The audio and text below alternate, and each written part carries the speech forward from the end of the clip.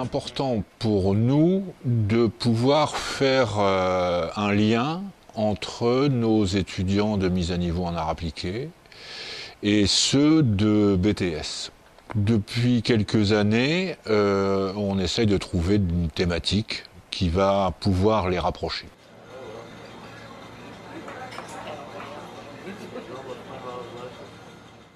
Donc ce projet était donc d'aménager l'espace étudiant, qui est celui du BDE, une salle qui est une salle de classe actuellement, et qui peut être amenée à devenir quelque chose d'un peu plus convivial, d'un peu plus formel, d'un peu plus fonctionnel, en tout cas pour la vie étudiante au sein du lycée. Des petits concours ou des informations par rapport à l'idée, que ce soit général, est-ce qu'il y a des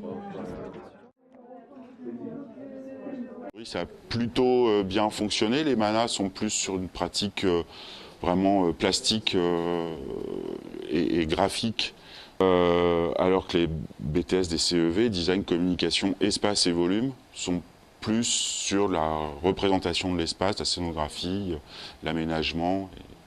Et voilà, le souhait était de les faire travailler ensemble, et ça a plutôt bien fonctionné, une vraie émulation pendant la semaine.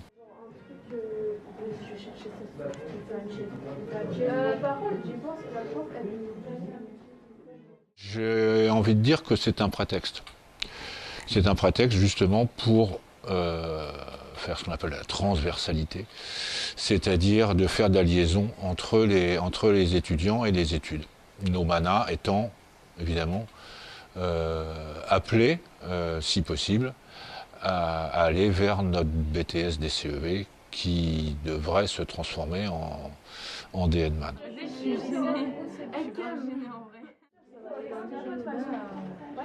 Ok. Le budget, non, c'est une blague en fait, il se télécharge hyper lentement. L'idée, je pense que c'était de réunir deux sections et toujours dans cette espèce de dynamique d'amener aussi les manas vers les études supérieures.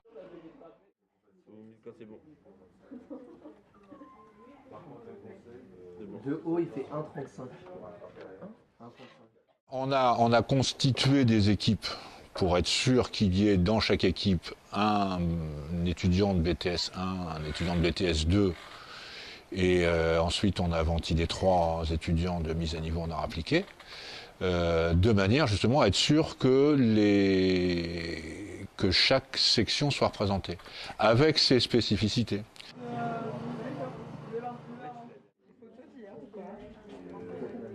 Ah, bien sûr, je suis encore, je me retourne. Là, les projets sont très divers, des projets vraiment de qualité, des choses un peu plus médiocres, mais c'est normal. Il y a vraiment un ensemble d'élèves qui s'est impliqué là-dedans et chacun à sa façon.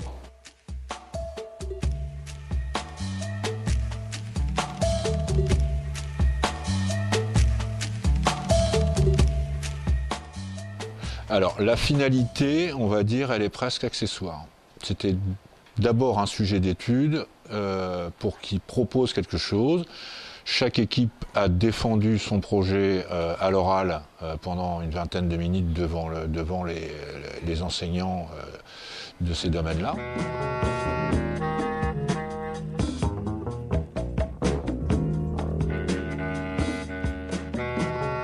Il y avait quand même à mettre en avant une sorte d'aspect durable, de développement durable, c'était important.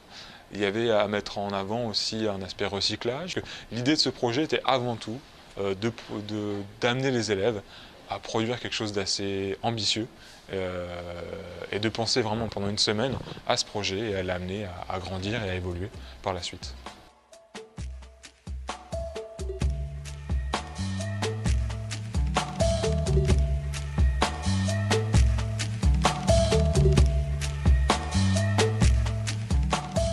Maintenant, ce qu'on va en faire, je pense qu'on va débattre déjà entre enseignants, de savoir un petit peu ce qu'on peut tirer de ce matériau, et puis le proposer à l'administration, de voir budgétairement ce qu'il est possible de faire, toujours en impliquant les élèves. C'est vraiment l'intérêt de ce workshop, c'est que ça nous permet, nous enseignants, de se rapprocher des élèves, de se rapprocher des enseignants aussi, Donc c'est vraiment une émulation collective, un travail collectif qui a été porté là durant toute une semaine et qui, voilà, j'espère, permettra de mener à bien cette expérience en aménageant cet espace destiné aux étudiants.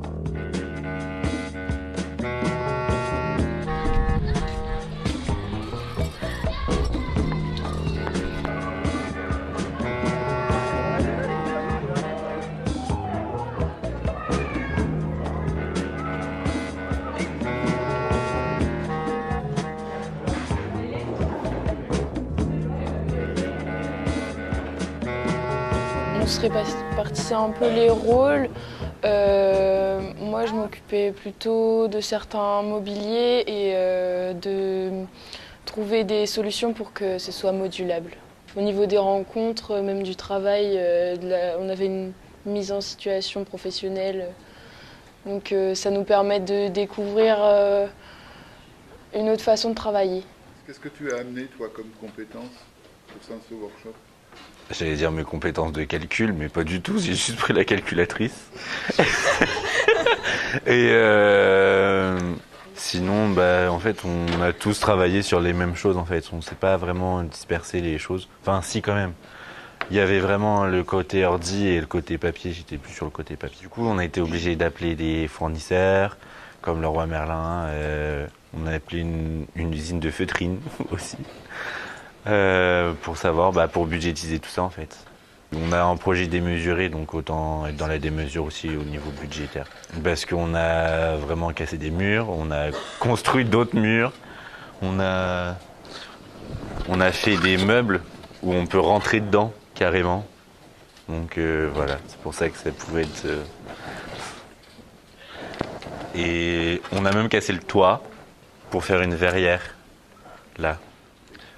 J'ai principalement fait de l'animation 3D, donc de la recréation des objets sur les logiciels 3D, de façon à avoir une représentation stricte du rendu final. J'ai fait 2 années de sciences de l'ingénieur, donc ça m'a suffi pour totalement maîtriser les logiciels 3D, même si j'en ai utilisé un que je n'utilisais pas d'habitude, c'est-à-dire Fusion 360. Je me suis rendu compte que dans une équipe, ça permet d'avoir des gros avantages, d'avoir des talents particuliers chacun, de façon à pouvoir regrouper toutes les capacités afin de réaliser le projet ensemble.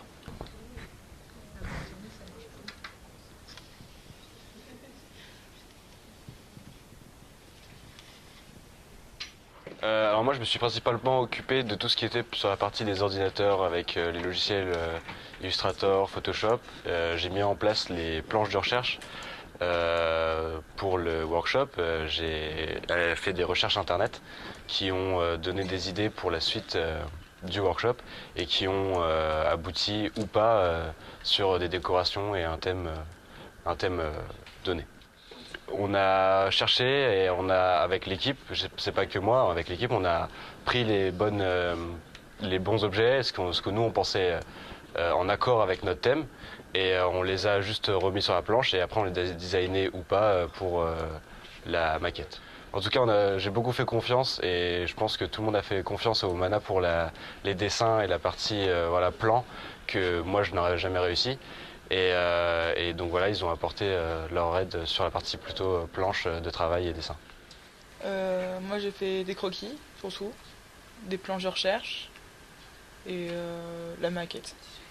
Déjà, on a appris à connaître des gens. Ouais, déjà. Qu'on connaissait, d'autres qu'on connaissait pas. Et moi, celle qui était avec moi, donc en DCV1, elle m'a appris à être un peu plus carré dans le travail. Mais qu'elle avait déjà fait un workshop et puis une année avant, donc ça m'a aidé pour ça. On a essayé de m'apprendre à être moins lente et moins propre. Et moi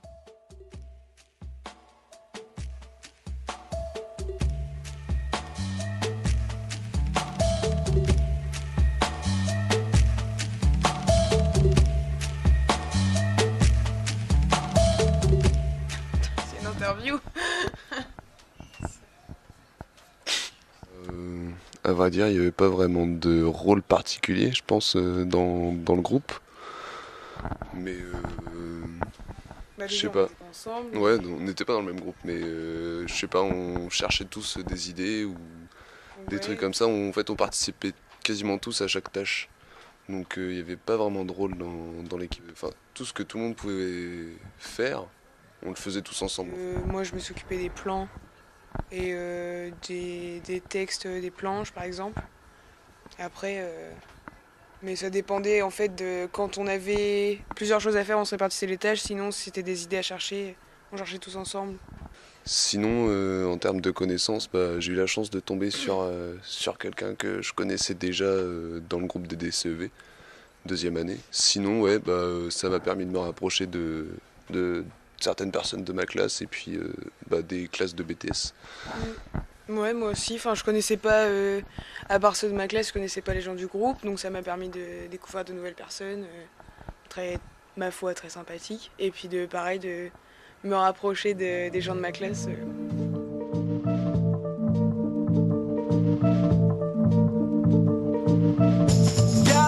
Gather around, we about to spark this potential energy. We're gonna channel it to one source because the energy can and will be dictated in any direction, in any situation, any which way anyone shall choose.